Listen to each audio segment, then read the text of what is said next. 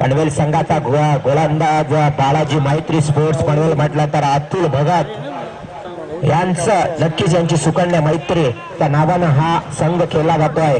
तर त्या मुलीच्या नावानं खेळणारा हा संघ मैत्री स्पोर्ट्स पनवेल आणि त्यांचे पॅकर्स अतुल भगत या व्यासपीठावर उपस्थित आहेत। वळूया पुन्हा एकदा सामन्याकडे। बालाजीचा दुसरा षटक, या दुसऱ्या षटकामध्ये बालाजी कशा प्रकारची कामगिरी करणार, तर डावकुळा फलंदाज सलामी लावलेला फलंदाज अमित मुंडे कशा प्रकारची फलंदाजी करणार।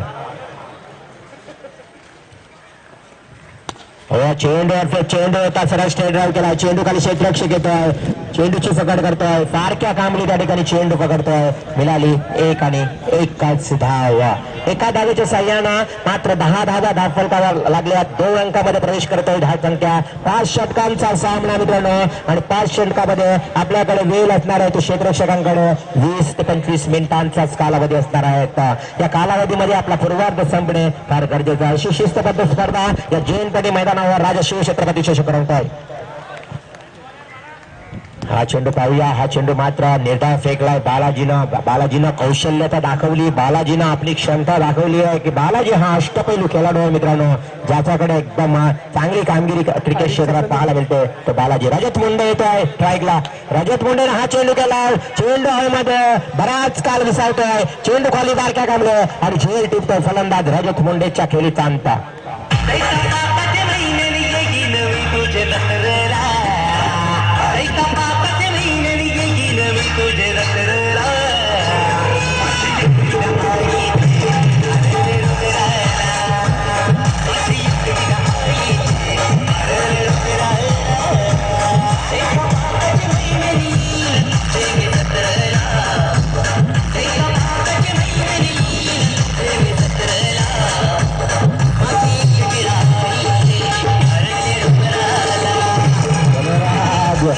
धन्यवाद DJ master, chair boys, chairman सेवा पूर्णपणे सामन्याचा आनंद घेत असताना आमचे समर्थक, जबरदस्त समर्थक 3 दिवस पाहत आहेत किशोर घरात। आपले समर्थक पूर्णपणे जातीनं हजेरी लावतात आणि पूर्णपणे चेंडू आणण्याचं काम करतात, कधी नाचण्याचं काम करतात।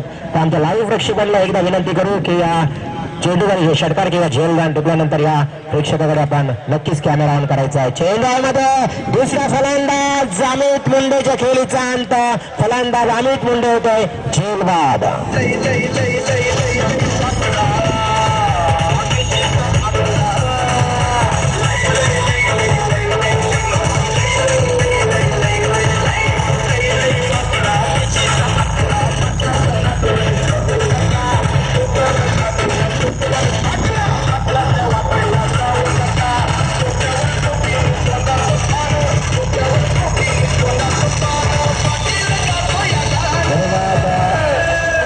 नऊ धावांवर बाद झालाय, 7 चेंडू आणि 9 धावा काढून फलंदाज अमित मुंडे हा फलंदाज मैदानातून बाहेर येतोय।